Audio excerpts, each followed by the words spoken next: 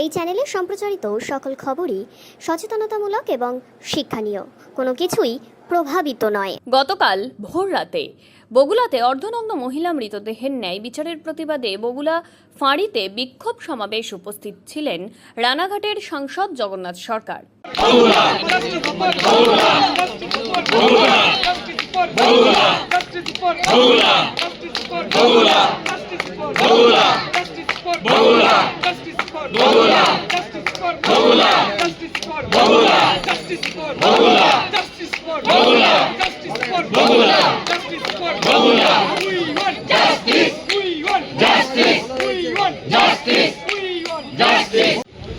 নিরাপত্তা নেই জনগণেরই, আজকে নিরাপত্তা কোথায় নেই। মমতা ব্যানার্জি মুখ্যমন্ত্রী, তার অধ্যত্ত আচরণ, তার কথাবার্তার ব্যবহার মানুষকে আজকে অসহায় করে তুলেছে, তাই তারা রাস্তায় নেমেছে।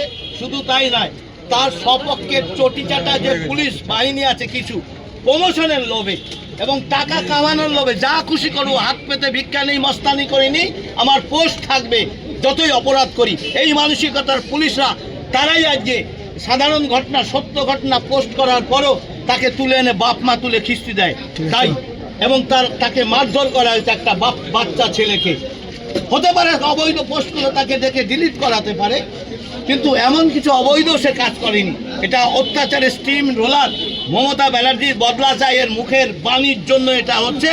এরপর যদি কোনো ঘটনা ঘটতে থাকে সরাসরি মুখ্যমন্ত্রীর বিরুদ্ধে এফআইআর করা ছাড়া আমাদের রাস্তা থাকবে না, নাহলে উনি পদত্যাগ করুন।